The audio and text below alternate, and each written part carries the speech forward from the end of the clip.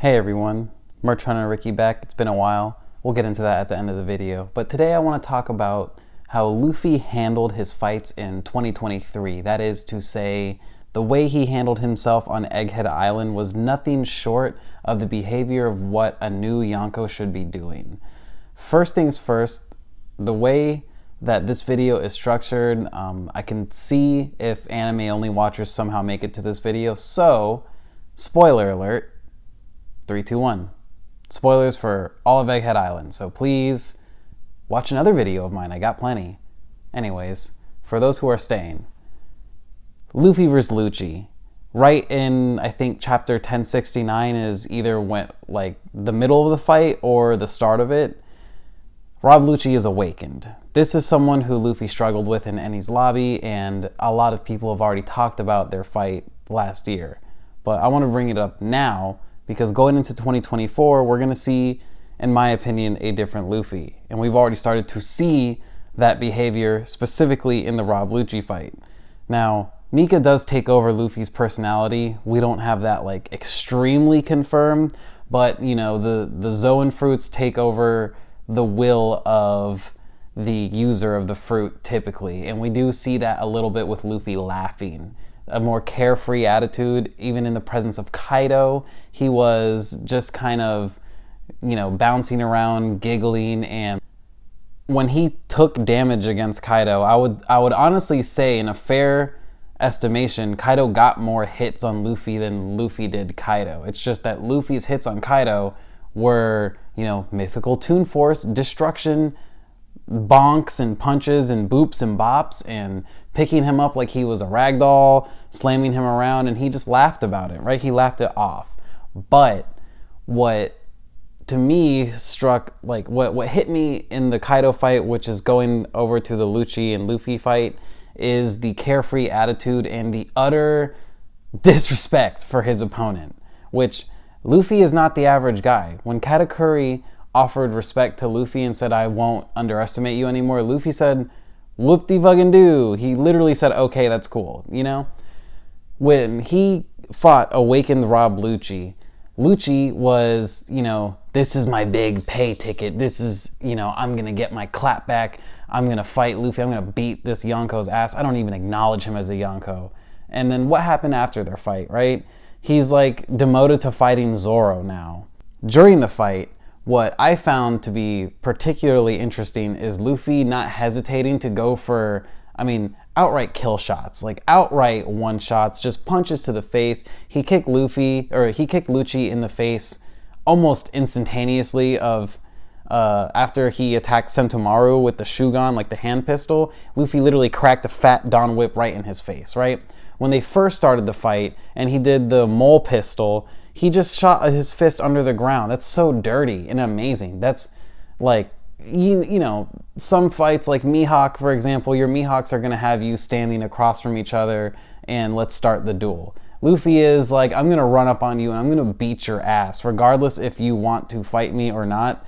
I really don't have time to waste here. This is his whole attitude through Egghead Island. And that's what makes his fights so fantastical and so enjoyable. He really just dogged Luchi like it was nothing. And then later on in Egghead, he had the audacity, and well-deserved audacity, to look at Luchi in the face like, you're not going to betray me if I take those cuffs off you just because I beat your ass earlier, right? Like, when you realize you can't beat me, you're not going to go attack my compadres, will you? And Luchi got so baited and so triggered, he legitimately was like, I can beat you any day of the week and I'm gonna kill all your friends right afterwards. Like, he got hurt by that, you know? And again, that's just like kind of the whole point of this video, is like Luffy's new attitude as a Yonko is amazing. He truly could care less about his opponents and more about the thrill of the fight. So I feel like if there's not a thrill of the fight to be had, we might actually see a more intense Luffy again. We might see his attitude that was displayed in Fishman Island again. You know, he was not laughing when he fought Hody. And Hody did do some serious damage to him. This is one of the few fights where Luffy actually might have died at the end of it had there not been some way to save him, right? And the only other person I think who has almost killed Luffy before is Kaido and Crocodile. So, you know, let's throw Hody in that that same name of people who have actually kicked Luffy's ass and only lost because Luffy had help, which, I mean, come on. Like, Fukaboshi was right there the whole time. Nobody gives that man his shine. That dude's awesome. Moving on to Luffy versus the Seraphim. Now, the Seraphim are broken, right? That's their whole point. They're copies of the 7 Warlords of the Sea with Lunarian DNA. In Jinbei's case, he has Fishman and Lunarian DNA. The stats on that D&D character would be crazy, and I bet his stats in One Piece verse are ridiculous. But the Seraphim fighting Luffy, I think he fought S-Bear and S-Hawk. I think he himself, though, was fighting S-Bear alongside with Rob Lucci. And although S-Bear's durability and all that was, you know, something to be said, what I like about it is that Luffy instantly popped Gear 4, and he didn't have the 10-minute time limit or like the 10-minute weakness, I don't think. I could be wrong. If I'm wrong, let me know in the comments down below, but I don't think I'm wrong here. They just didn't show the afterwards of that fight. And Luffy not hesitating to fight a giant child Kuma thing, I think that is also part of the new Yonko attitude. Is if I'm going to be throwing hands, they're equal rights and lefts. Unfortunately, I really don't have time to discriminate. We saw peaks of this in Wano when he just straight up mobbed up on ulti like it was nothing. We've seen him punch Vivi before. Luffy is not going to have your Sanji stipulations, and he's also not going to have your Zoro stipulations, because believe it or not, Zoro doesn't really like hurting women either. It's just Monet was about to hurt other women that he happened to like, and children, so Zoro had to make a choice. And even then, he didn't even hurt Monet. He didn't even so much as touch her. He just put the fear of Zoro in her. But Luffy, on the other hand, is cracking people in the face left and right. I mean, with the Seraphim, he couldn't do much, but he did not hesitate to crack a fat Gum Gum Kong gun, I'm pretty sure, right off on him. And again, this is like my whole point. I just really think that the new Luffy in 2024, the next fight we see him in, he is going to dog the next opponent of his. And even if it's work, even if it's hard work, not light work, I think what Luffy is going to unleash upon the next person might be Saturn.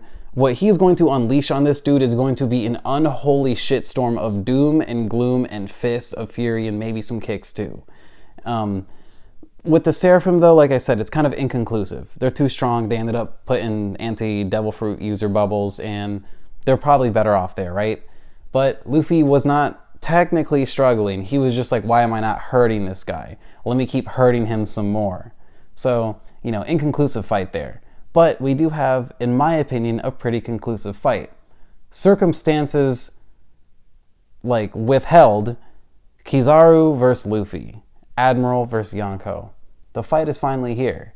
Because Green Bull did not really give us a fight with Shanks, right? It was Shanks yelling at him and telling him to know his place. Green Bull just might have been hard countered by Shanks, and that's completely fine. But again, that was an inconclusive fight because they literally did not scrap, okay?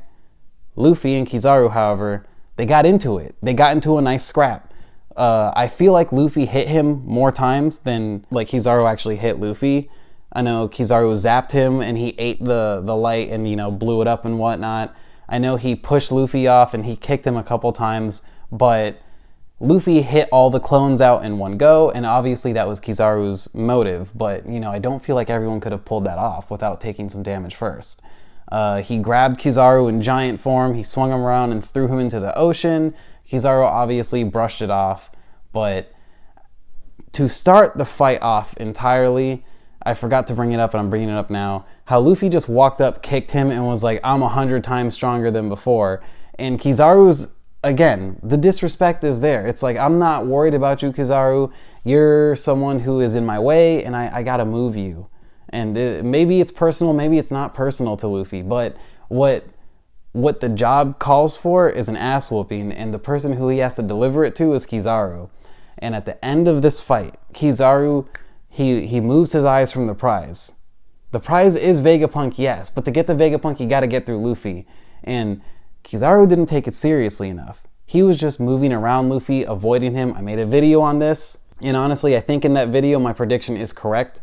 Kizaru did avoid Luffy. He did not want to fight him. He was not in the right mindset for this fight because he has to punish his friends Sentomaru, Bonnie, and Vegapunk. And this is probably something we don't know yet. but we can speculate based off the fact that Kizaru was doing the Nika dance with Bonnie and Kuma and Vegapunk, right? If you do the Nika dance, you're gotta be a good person on the inside, or you're just truly vile and despicable. And I just don't see Kizaru as vile and despicable yet when he says things like, I'm just a cog in the machine, right? As JD Legend says, big business Borsellino. He's just here to get a check and go home. And I think nothing is more supportive of the fact is after Luffy punched him in the brain, and does not get talked about enough. Luffy punched this man in the brain, put him clean on the floor. Kizaru over here holding his head, probably got the worst headache ever, probably knocked him literally into next week.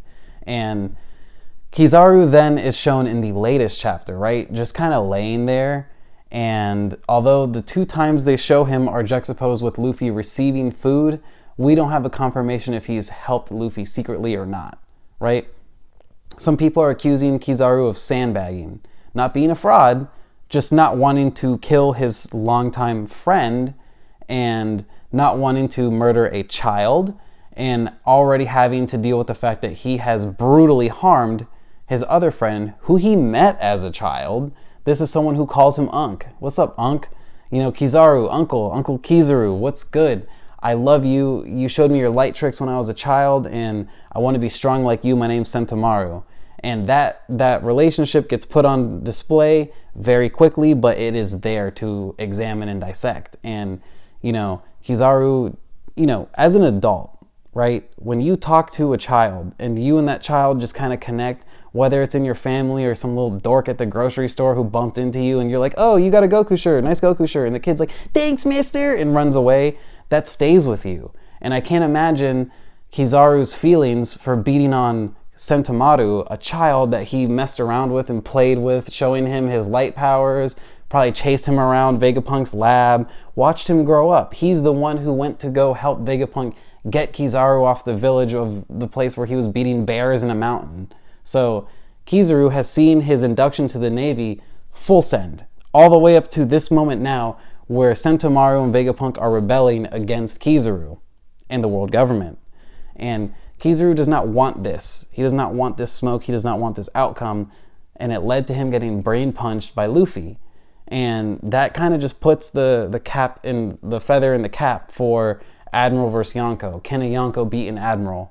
Yes. Do circumstances matter? Absolutely. But facts state Luffy punched Kizaru in the brain and knocked him out, momentarily at least, and put him out of the fight. Luffy got put out of the fight by himself, and then with the powers of Saint Saturn was further withheld from said fight. But like I said, it's now 2024. This is a new Luffy, and I don't think at all that we're going to see happy jokey Luffy against Saturn. I'm not saying that there won't be laughing because he's in the Nika form, right? He probably will be giggling and be like, you know, slightly jovial. But given the circumstances of this situation, I do think that Yonko versus Gorosei will end up being, you know, a little bit more serious. Again, if Luffy's laughing in this fight, that's not to say that this fight isn't serious. That's who Luffy is now when he goes into Gear 5.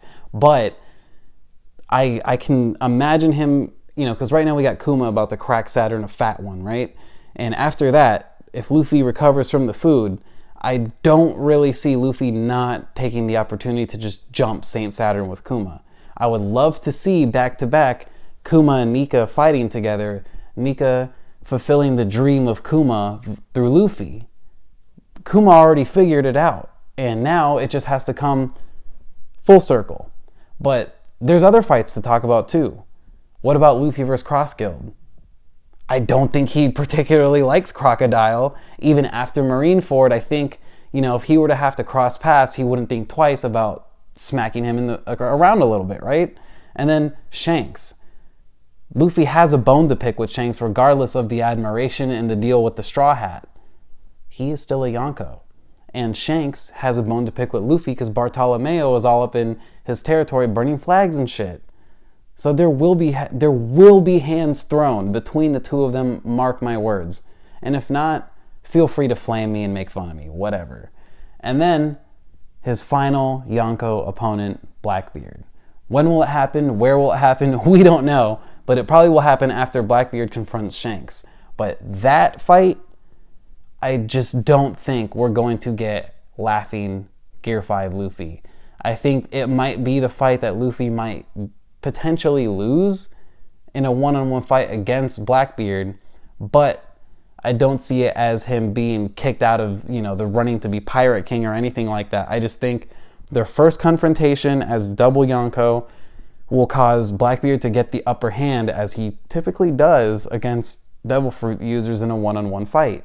Even if the crew around is involved, I don't see Blackbeard losing to Luffy immediately just because of how broken the Yami Yami is. Not giving Blackbeard any credibility or anything past the Devil Fruit and the knowledge. I don't think the Gura Gura is enough to stop Luffy. I don't think Blackbeard's combat skills are enough to stop Luffy. But I do think the Yami Yami no Mi is enough to really harm Gear 5 Luffy. So we're going to have to see a stronger Luffy. He might be giggling, but against Saturn and Blackbeard, Shanks, and the Cross Guild coming up, I just don't see Luffy having that jovial nature anymore. Maybe Zoro will have to, do what he did on Punk Hazard. Like, hey, wake the fuck up, Luffy. This is not a joke anymore. You gotta snap out of it. You can't let Nika control you as much. You gotta take that power for yourself, and you gotta put these dudes in the dirt. And that's pretty much the video. I want Luffy to continue to entertain us in the way he has. Absolutely do not change Luffy whatsoever, but give me just a little more spice, a little more Goku on Namek fighting Frieza, right? Just a little bit of that. You don't need too much. You don't need too little either. Just put some pepper on Luffy, and I think 2024 fights for Luffy will be fantastic. Anyways, I want to say Happy New Year and a late Merry Christmas to all of you viewers. This is going to be coming up on my, I think, 3rd year of YouTubing, and I can't thank you all enough for the views, the likes, the subscribes, all the interactions, your comments. They mean the world to me. I love talking to you guys. And more videos are coming out soon. I just had to take some time to get fully acclimated to my new full-time work schedule, because I'm not going to be like one of these influencers that rely on their audience's dollar to keep them afloat. Yes, I want to make money off YouTube. I want to be transparent about that, and most of you know that that is my goal. However, I'm not too proud to work and get my hands dirty. So that being said, thank you all for watching, and if you made it this far, drop a comment down below on whatever you want. It doesn't even have to be about the video. Thank you all for watching. Have a good night.